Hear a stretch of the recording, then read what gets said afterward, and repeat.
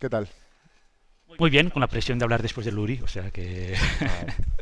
trataremos de hacer algo decente. Vale, pues comenzamos con la primera pregunta. ¿Cuál es el tema dentro de la opinión pública que consideras que ha sido más castigado en la última década?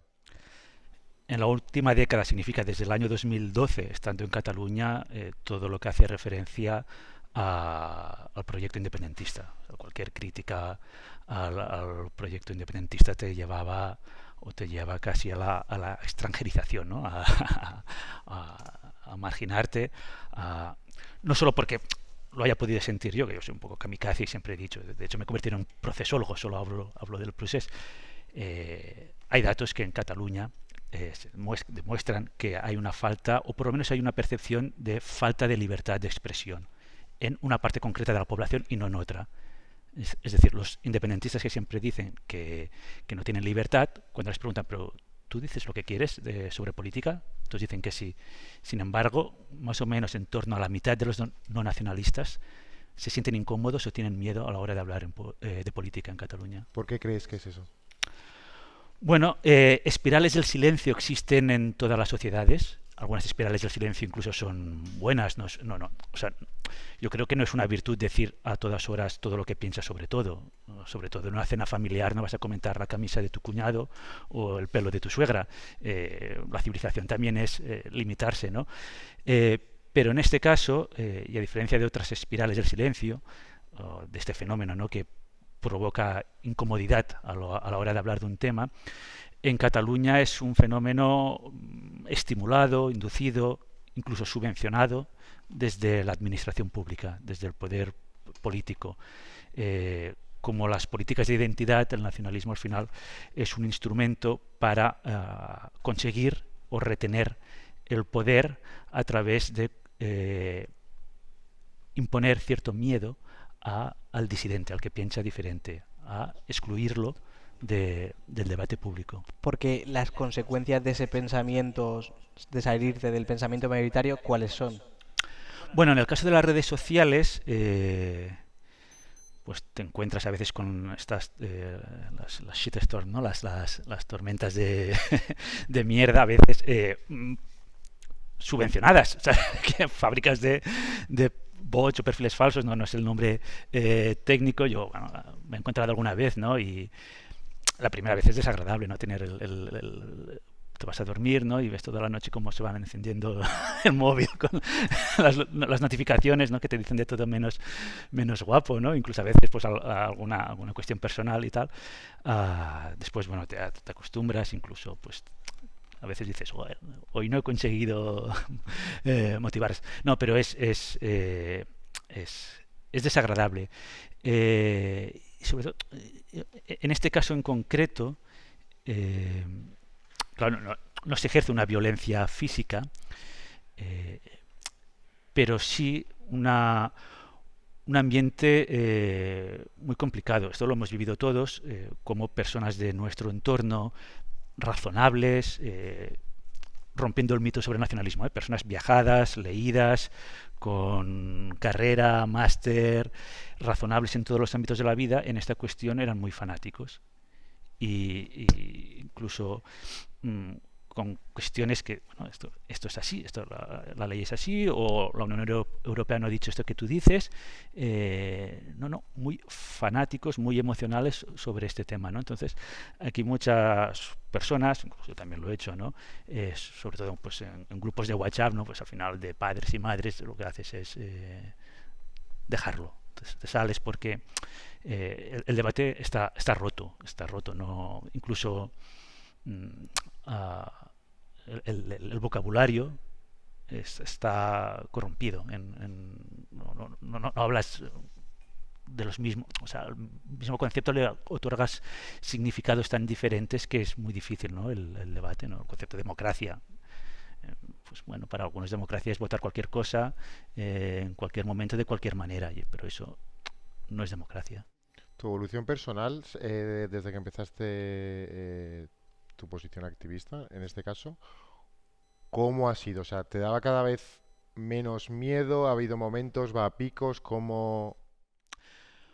Bueno, sí que ha habido un momento de temer que esto se convirtiera en un conflicto civil que fuera más allá del silencio de una parte y del grito de otra, ¿no? De que esto se nos fuera a todos de las manos y acabáramos en un conflicto más o menos violento.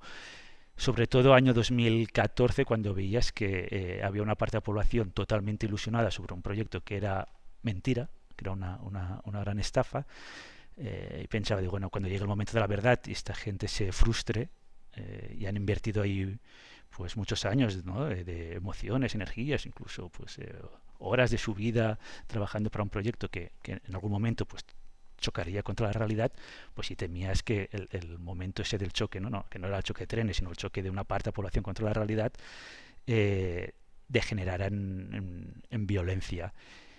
Después, no, incluso ahora yo creo que una buena aproximación al tema es tomarlo con cierta ironía, incluso para desactivar eh, eh, este tipo de ideología. Yo creo que la ironía es mejor que la hipérbole o que otros recursos Sí, retóricos. pero, o sea, mi pregunta iba enfocado a cómo lo has vivido tú esta evolución de estos últimos 10 años. ¿Te sientes más cómodo hablando ahora que antes? O... Sí, sí, sin duda.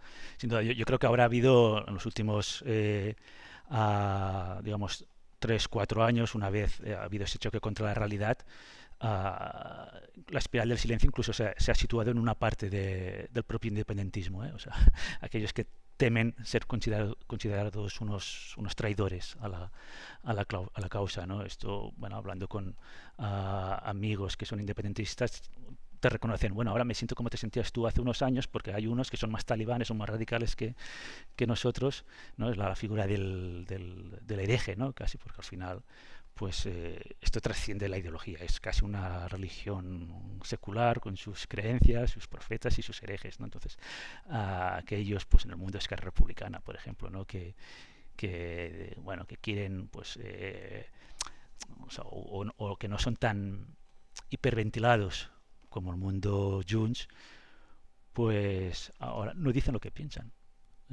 O sea, sienten esa espiral del silencio, sienten esa presión que antes sentíamos una parte del no nacionalismo.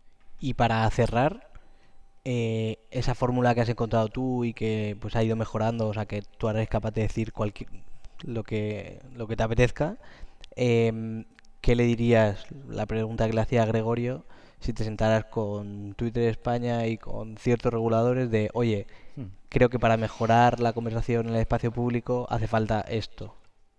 A ver, no soy muy fan de regular algo que es relativamente nuevo como las redes sociales, porque seguramente cualquier regulación va a tener unos efectos quizás no esperados e incluso indeseables.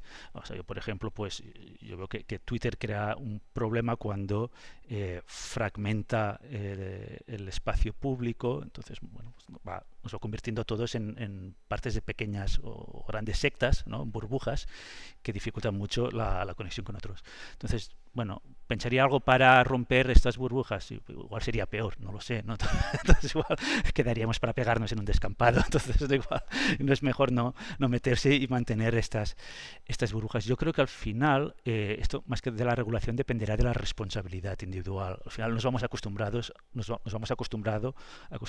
a estos nuevos medios de comunicación y de información. Esto a lo largo de la historia ha pasado siempre.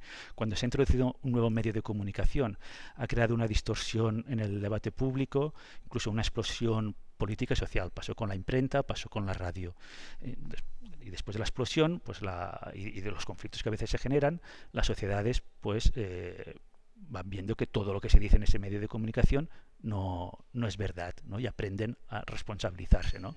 Aquello que nuestros abuelos a veces nos decían, ¿no? Es que lo han dicho en la televisión, como lo han dicho en la televisión es verdad, ¿no? Nuestros padres nos dicen, es que esto lo he encontrado en internet, y digo, pues igual, ¿no? Entonces, antes lo explicaba Benito y es verdad, a veces los jóvenes que ya dominan más las redes sociales, ya no caen en todas las trampas, ¿no? Pues de las fake news, ya saben de alguna manera diferenciar lo que puede ser cierto o lo que puede ser una mentira.